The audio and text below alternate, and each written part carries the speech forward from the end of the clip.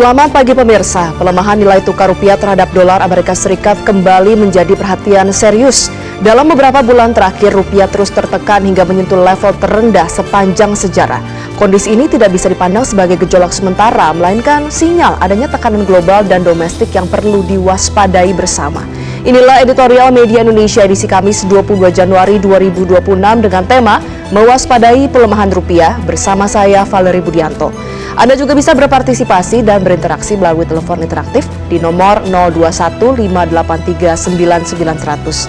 Pagi ini telah bersama dengan saya anggota Dewan Redaksi Media Group, Jaka Budi Santosa. Mas Jaka, selamat pagi. Selamat pagi Mbak Valerie. Kabar sehat Mas? Alhamdulillah sehat. Ya, judul editorial pagi ini mewaspadai pelemahan rupiah. Kalau status gunung api, waspada itu level 2. Artinya belum terjadi Mas Jaka, tapi sudah harus diantisipasi. Apabila kita kaitkan, antisipasi apa yang perlu dilakukan agar nilai tukar rupiah tidak sampai menyentuh angka 17.000? Ya, kalau antisipasi itu kan kita harus tahu dulu permasalahannya apa, penyebabnya apa, kenapa sampai rupiah itu berdarah-darah. Bahkan sudah menyentuh nilai terburuk lah katanya dalam sepanjang sejarah ketika akan nyaris 17.000 per $1 Amerika.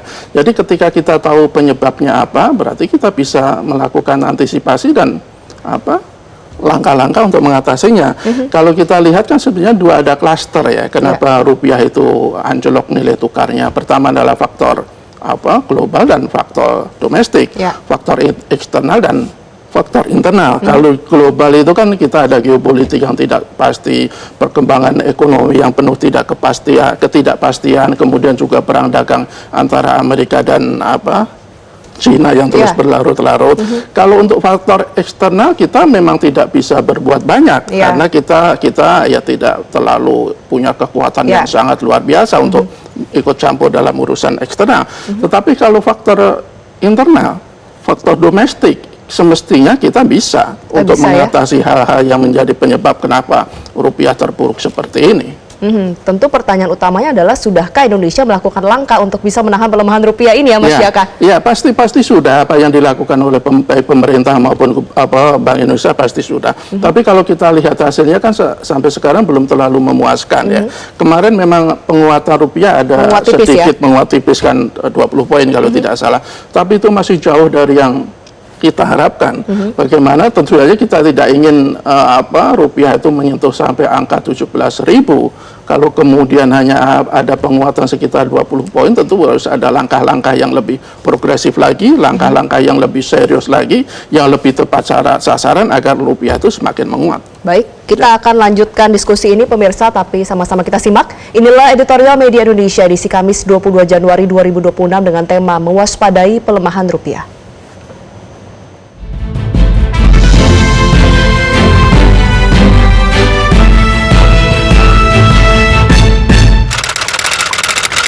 Mewaspadai pelemahan rupiah.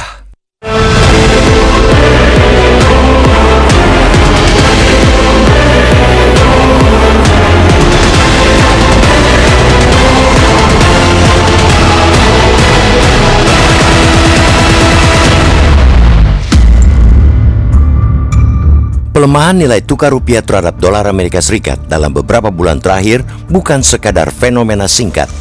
Data menunjukkan tren negatif, yakni rupiah sempat menyentuh level 16.997 rupiah per dolar Amerika Serikat, sebuah titik yang menjadi rekor terendah dalam sejarah. Pelemahan ini tercatat hampir 2% hanya dalam 1 bulan, mengikuti tekanan yang sudah berlangsung sepanjang 2025 dengan penurunan sekitar 3,5%. Di pasar domestik, volatilitas rupiah juga jelas terlihat. Sepanjang 2025, pelemahan rupiah terjadi dipengaruhi oleh kombinasi faktor global dan domestik. Kondisi tersebut dipengaruhi aliran keluar modal asing akibat meningkatnya ketidakpastian pasar keuangan global. Menurut data Bank Indonesia, selama 19 hari tahun 2026 ini terjadi net outflow 1,6 miliar US dollar. Faktor domestik yakni persepsi pasar terhadap kondisi fiskal dan juga proses pencalonan deputi gubernur turut andil membuat penurunan nilai tukar rupiah berlanjut. Defisit anggaran menjadi salah satu titik krusial. Ketika belanja negara membengkak sementara penerimaan tidak tumbuh sepadan, pembiayaan utang menjadi jalan yang tak terelakkan. Dalam situasi global yang ditandai suku bunga tinggi, ketergantungan pada pembiayaan utang, terutama yang berbasis valuta asing, akan meningkatkan kerentanan nilai tukar. Rupiah pun menjadi lebih mudah terombang-ambing oleh sentimen global. Selain itu, konsistensi kebijakan makroekonomi juga patut mendapat sorotan. Pasar tidak hanya membaca angka, tetapi juga arah dan kredibilitas kebijakan.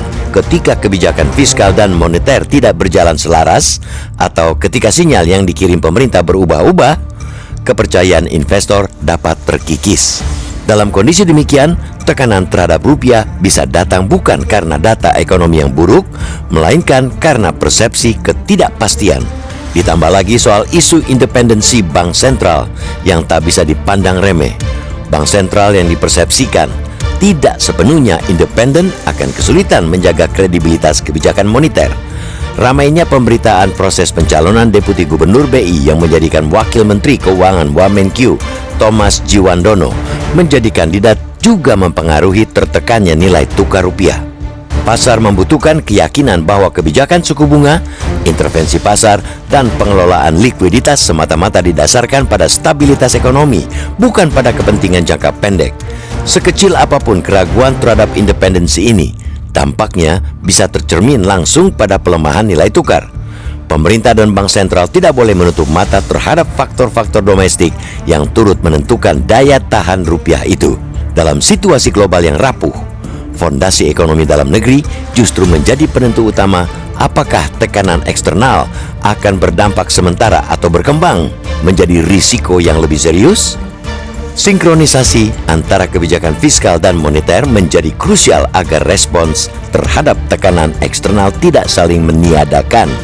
Langkah-langkah stimulus yang terlalu agresif tanpa mempertimbangkan stabilitas nilai tukar dan inflasi justru berpotensi memperbesar volatilitas. Stabilitas makro bukan sekadar jargon, melainkan prasyarat bagi kepercayaan pasar. Tidak kalah penting, isu independensi bank sentral harus dijaga secara konsisten, bukan hanya dalam teks regulasi, tetapi juga dalam praktik dan persepsi publik. Bank sentral yang dipersepsikan berada di bawah tekanan kepentingan jangka pendek, terutama kepentingan fiskal, akan kehilangan kredibilitasnya. Padahal, kepercayaan terhadap otoritas moneter merupakan salah satu benteng utama dalam menjaga stabilitas nilai tukar di tengah guncangan global. Pelemahan rupiah seharusnya menjadi momentum refleksi, bukan reaksi defensif.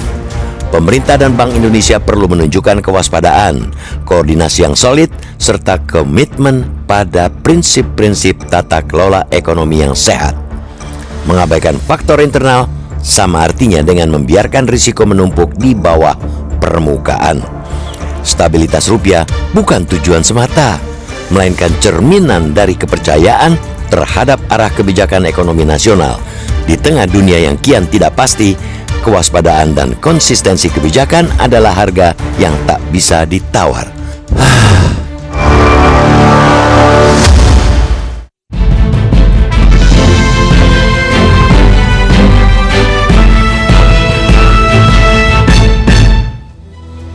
Pada bagian selanjutnya Anda bisa ikut menyatakan pendapat Anda pemirsa. Untuk sementara kami jeda terlebih dahulu, tetaplah bersama kami di Editorial Media Indonesia.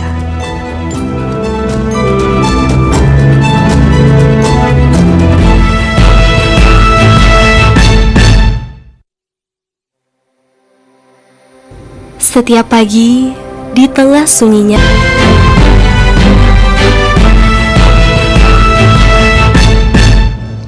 Anda kembali di Editorial Media Indonesia, pemirsa. Saatnya kita mendengarkan pendapat dari salah satu pemirsa Metro TV. Sudah ada Bapak Yunus Luat dari Tanjung Selor, Kalimantan Utara. Bapak Yunus, selamat pagi. Selamat pagi, salam sejahtera untuk kita semua warga NKRI tercinta. Salam sejahtera Bapak. Bapak, bagaimana Anda melihat pelemahan rupiah saat ini? Apakah sudah ada langkah yang dilakukan pemerintah untuk mewaspadai hal ini atau masih kurang? Saya mohon izin dari pelosok Kalimantan Utara, Tanjung Selor, Kabupaten Bulungan, Provinsi Kalimantan Utara, sangat prihatin dan wajib sebagaimana tema dari editorial ini mewaspadai pelemahan rupiah terhadap dolar Amerika.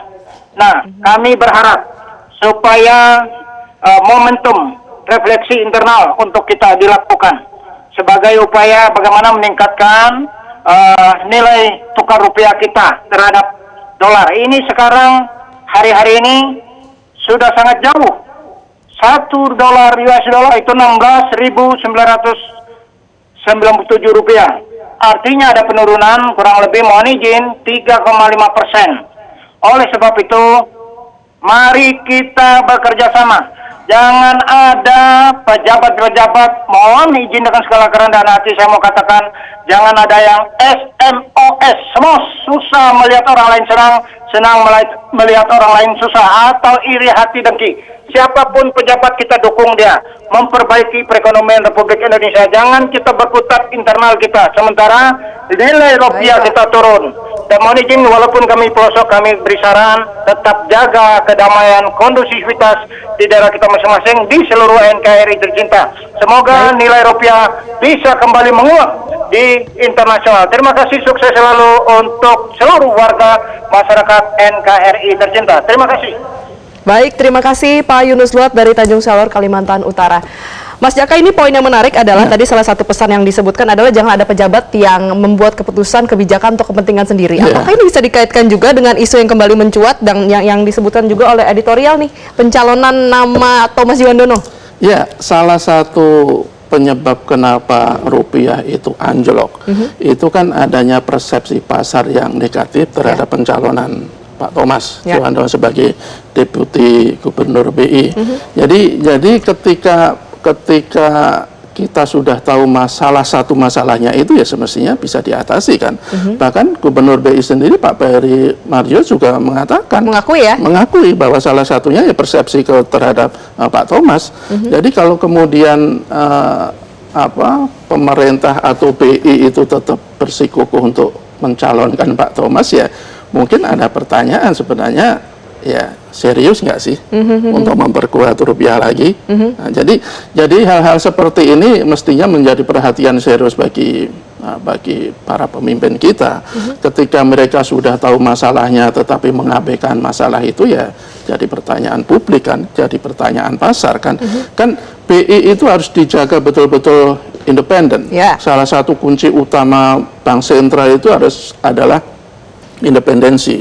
Apapun yang dilakukan oleh bank sentral, apakah itu intervensi pasar, apakah itu kebijakan soal suku bunga, apakah itu soal pengelolaan likuiditas, itu kan semata-mata harus untuk menjaga stabilitas ekonomi. Tidak boleh ditujukan demi kepentingan-kepentingan yang lain, apalagi kepentingan politik. Nah, ketika ada seorang sosok yang dikhawatirkan mengganggu independensi, ya semestinya itu tidak diteruskan. Jadi kita tunggu langkah-langkah apa yang dilakukan baik oleh pemerintah maupun BI untuk melakukan penguatan rupiah. Sebenarnya juga tidak cuma satu faktor itu saja kan, masih ada juga faktor-faktor yang lain. Misalnya soal kebijakan yang kadang berubah, kemudian juga ketidakselarasan antara kebijakan moneter dan kebijakan fiskal. Defisit anggaran juga, Pak. Anggaran juga, kemudian kalau versinya Gubernur BI itu katanya ada modal asing yang keluar dalam waktu 19 hari, katanya tercatat 1,6 miliar US dollar. Tetapi ini juga jadi pertanyaan publik, kalau Pak Purbaya, Menteri Keuangan, justru dia heran dana dari asing itu mengalir deras lewat pasar modal, kok rupiah anjlok. Ya, jadi kan ada perbedaan antar pejabat, dan ini justru membingungkan publik kan. Jadi ya kita tidak tahu siapa yang benar, apakah dari versinya BI atau versinya Pak Purbaya. Tapi kalau mungkin lebih simpelnya, kalau Pak Purbaya itu kan dia bilang ya dia dalam waktu 2-3 hari sanggup untuk mengembalikan ini semua dalam waktu semalam kan. Cuma dia bilang, sayangnya saya bukan bank sentral. Ya nggak ada salahnya bank sentral bertanya ya ke Pak Purbaya, resepnya apa. Jadi bisa jadi dalam waktu cepat bisa menguat. Bagaimana mengembalikan kepercayaan pasar dalam waktu dekat ya. Yang penting adalah kepercayaan pasar. Ketika pasar itu sudah percaya, jadi pondasi ekonomi kita akan sangat kuat. Ketika pondasi ekonomi kita kuat, kita paling tidak lebih imun terhadap instabilitas perekonomian global. Tetapi kalau pondasi kita rapuh, kemudian diguncang oleh geopolitik internasional, ketidakpastian ekonomi dunia, ya kita akan semakin berdarah-darah, dan itu paling tidak sampai sekarang masih kita buktikan faktanya. Baik, di bagian selanjutnya kita akan membahas terkait dengan langkah BI yang menahan suku bunga kemarin ya pada RDG 4,75%. Apakah langkah ini cukup atau tidak, Mas Jaka? Tapi kita akan bahas usai jeda. Pemirsa, tetaplah bersama kami di Editorial Media Indonesia.